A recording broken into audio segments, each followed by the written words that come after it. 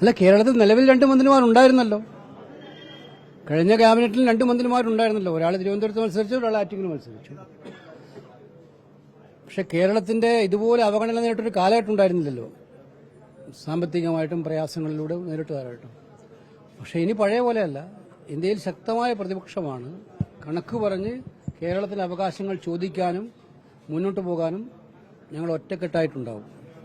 അതിനകത്ത് കേരളത്തിന് കിട്ടേണ്ടതെല്ലാം കേരളത്തിന് കിട്ടണം. മന്ത്രിമാരുടെ സഹായം അക്കാര്യത്തിൽ ഉണ്ടാവുമെന്ന് ഞാൻ പ്രതീക്ഷിക്കുകയാണ്. അവരും അതിനു വേണ്ടിയിട്ട് മുന്നിൽ നിൽക്കുമെന്ന് പ്രതീക്ഷിക്കുകയാണ്. അങ്ങനെ വരട്ടെ എന്ന് പ്രാർത്ഥിക്കുകയാണ്.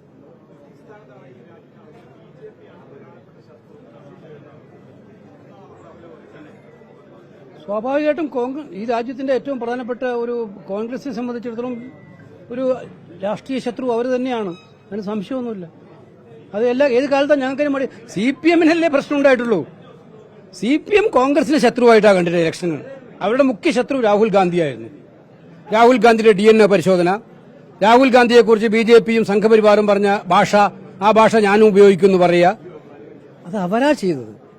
ഞങ്ങളുടെ സ്വഭാവം എല്ലാ കാലത്തും കോൺഗ്രസിനെ സംബന്ധിച്ചിടത്തോളം ഒരു ദേശീയ പ്രസ്ഥാനത്തിന്റെ നയിച്ച പാർട്ടി എന്ന നിലയിൽ ഞങ്ങൾ എല്ലാ കാലത്തും കാണുന്നത് BJP എന്ന് പറയുന്നത് അവരുയർത്തുന്ന വിഘടന വിഭജിത ആ ഒരു രാഷ്ട്രീയത്തെയാണ് ഞങ്ങൾ എതിർക്കുന്നത്. അവരാണ് മുഖ്യമായിട്ടുള്ള രാഷ്ട്രീയം. ആലപ്പുഴയിലെ BJP-യുടെ വളർച്ച എങ്ങനെ കാണുന്നു? ഈ തെരഞ്ഞെടുപ്പിൽ അവർ 3 ലക്ഷത്തിനടുത്ത് വോട്ട് പിടിച്ചിരിക്കുന്നു. മാത്രമല്ല LDF അതൊരു താൽക്കാലിക പ്രതിഭാസമായിട്ടാണ് ഞാൻ കാണുന്നത്. അതൊരു സ്ഥിരം പ്രതിഭാസമായിട്ടൊന്നും നിങ്ങൾ മനസ്സിലാക്കേണ്ട. ഇപ്പം ഞാൻ ചോദിച്ചത്, ഇതിപ്പം ചോദിച്ചു കേട്ടതൊന്നും PC തോമസ് NDA സ്ഥാനാർത്ഥിയായിട്ട് ജയിച്ചിട്ടില്ലേ? ഇവിടെ നിന്ന് പോയിട്ടില്ലേ? ഇതിന് മുൻപും അങ്ങനെയുള്ള അവസരങ്ങൾ ഉണ്ടായിട്ടില്ലേ? അൽഫോൺസ് കണ്ണന്താനം ഇവിടെ നിന്ന് മന്ത്രിയായിട്ടില്ലേ? ഇതൊക്കെ താൽക്കാലിക പ്രതിഭാസങ്ങളായിട്ട് കണ്ടാൽ കേരള സമൂഹത്തിനൊരു നന്മയുണ്ട്. അവർക്ക് രാഷ്ട്രീയമായിട്ടുള്ള ചിന്താഗതിയിൽ ആ നന്മ അവരെ നയിക്കും, നിയന്ത്രിക്കും എന്നുള്ള കാര്യത്തിൽ എനിക്ക് യാതൊരു സംശയമില്ല.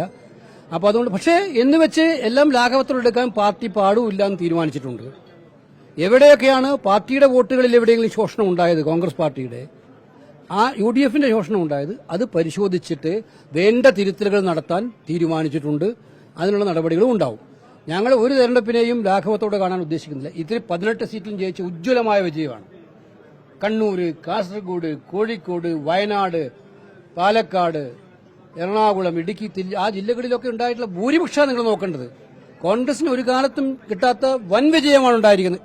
ആ വിജയത്തിലും ഉണ്ടായിട്ടുള്ള എവിടെയെങ്കിലും ബൂത്തുകളിൽ, പഞ്ചായത്തുകളിൽ ഏറ്റക്കുറച്ചിലുകളിൽ വോട്ടുകൾ കുറഞ്ഞിട്ടുണ്ടെങ്കിൽ അത് സൂക്ഷ്മമായി പരിശോധിച്ച് ആവശ്യമായ തിരുത്തലുകൾ വരുത്തി മുന്നോട്ട് പോകുമെന്നുള്ളത് തന്നെയാണ് ഞങ്ങളുടെ തീരുമാനം. അത് ആലപ്പുഴയുടെ കാര്യത്തിലും ബാധകമാണ്. ഇടതുപക്ഷ വോട്ടുകളിൽ വലിയ കുറവ് പല മണ്ഡലങ്ങളിലും വന്നു എന്നുള്ളതാണ്. 2ാം സ്ഥാനത്തേക്ക് BJP വന്നു. ഇതുവരെ ഉണ്ടാവാത്ത ഒരു പൊളിറ്റിക്കൽ പിക്ചർ ആലപ്പുഴയിൽ വന്നിട്ടുണ്ട്. ഈ ഒരു ത്രികോണ മത്സരത്തിന്റെ അത് ആത്മാർത്ഥമായിട്ട് പരിശോധിക്കേണ്ടത് CPM-ആണ്.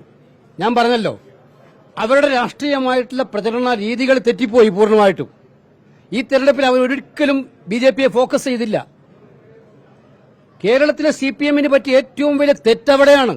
എന്തുകൊണ്ടാണ് CPM വോട്ടുകൾ BJP-യിലേക്ക് ചോർന്നുപോയത്? BJP-യെ ഒരു രാഷ്ട്രീയ ശത്രുവായി കാണാൻ അണികൾക്ക് വേണ്ട രീതിയിലുള്ള കരുതലും നിർദ്ദേശവും കൊടുക്കുന്നതിൽ CPM സംസ്ഥാന കമ്മിറ്റി ദയനീയമായി പരാജയപ്പെട്ടുപോയി. കേരളത്തിലെ CPM പരാജയപ്പെട്ടുപോയി. അതിന്റെ പരിണിത ഫലമാണ് അവരുടെ വോട്ട് ബാങ്കുകൾ ശക്തി കേന്ദ്രങ്ങളിൽ പോലും കുത്തൊഴുക്ക് പോലെ വോട്ടുകൾ ചോർന്നത്. കാരണം അവർക്ക് BJP-ക്ക് വോട്ട്, ഇത് ബംഗാളിൽ നടന്ന ഇതായിരുന്നു. BJP-ക്ക് വോട്ട് ചെയ്യുന്നത് മുമ്പ് അങ്ങനെയല്ല. കമ്മ്യൂണിസ്റ്റുകാരൻ കോൺഗ്രസുകാരന് വോട്ട് ചെയ്താലും BJP-ക്ക് വോട്ട് ചെയ്യില്ലായിരുന്നു. അവരുടെ ആശയം സമ്മതിക്കില്ലായിരുന്നു. എങ്ങനെ കമ്മ്യൂണിസ്റ്റുകാരൻ പുന്നപ്രയുടെ, വയലാറിന്റെ ആ പാരമ്പര്യമുള്ള കമ്മ്യൂണിസ്റ്റുകാരൻ എന്തുകൊണ്ട് സംഘപരിവാറിനും BJP-യും, അതും ഈ ഏറ്റവും വലിയ രാജ്യത്തെ വിഭാഗീയത നടത്താൻ വേണ്ടി അവർ നേതൃത്വം കൊടുക്കുന്ന ഇലക്ഷനിൽ മുന്നോട്ട് വന്നു എന്നുള്ളത് നിങ്ങളുടെ രാഷ്ട്രീയമായ പരാജയമാണ്. നിങ്ങൾ നടത്തിയത് ഈ തെരഞ്ഞെടുപ്പിലുടനീളം രാഹുൽ ഗാന്ധിയെ കടന്നാക്രമിക്കുക, കോൺഗ്രസിനെ കടന്നാക്രമിക്കുക, കോൺഗ്രസിനെ വേട്ടയാടുക. ഈ നിങ്ങൾ നടത്തിയ രാഷ്ട്രീയ പ്രവർത്തന ശൈലിയുടെ തിരിച്ചടിയാണ് ഉണ്ടായിരിക്കുന്നത്. അത് അവരാത്മപരിശോധന നടത്തണം. ഞങ്ങൾക്ക് CPM ഇങ്ങനെ തകർന്നു പോകണമെന്നൊന്നും ഞങ്ങൾ ആഗ്രഹിച്ചിട്ടില്ല, ഒരു കാലത്തും അങ്ങനെ ആഗ്രഹിച്ചിട്ടില്ല. പക്ഷേ അവർ സ്വയം തകർന്നു പോവുകയാണ്. വോട്ട് ചെയ്യാത്തവരെ അവരെ തിരിച്ചു കൊണ്ടുവരുന്നതിന് പകരം ഉള്ള അഭ്യുദയകാംക്ഷികളെ കൂടി കൂടുതൽ ശത്രുവാക്കാനല്ലേ തെരഞ്ഞെടുപ്പിന് ശേഷവും അവർ ശ്രമിച്ചുകൊണ്ടിരിക്കുന്നത്. ഓരോ വാക്ക് പറയുമ്പോഴും ഓരോ വാചകം പറയുമ്പോഴും. എന്നാൽ തെരഞ്ഞെടുപ്പിൽ ഒരു തിരിച്ചടി നേരിട്ടു, പരാജയം നേരിട്ടു. എന്ന രീതിയാണോ ഇപ്പോഴും CPM സ്വീകരിക്കുന്നത്? അവര് തിരുത്താൻ തയ്യാറാകുന്നില്ലെങ്കിൽ അവർക്ക് ബംഗാളിന്റെ ഗതിയായിരിക്കും ഉണ്ടാവാൻ പോകുന്നത്. ഇവിടുത്തെ കേരളത്തിലെ CPM-നും ബംഗാളിന്റെ ഗതിയായിരിക്കും ഉണ്ടാവാൻ പോകുന്നത്. അത് ഞങ്ങൾ ആഗ്രഹിക്കുന്ന ഗതിയല്ല, കോൺഗ്രസ് അത് ആഗ്രഹിക്കുന്നില്ല, ഉറപ്പിച്ച് പറയുന്നു. അത് CPM അണികൾ ചിന്തിക്കണം.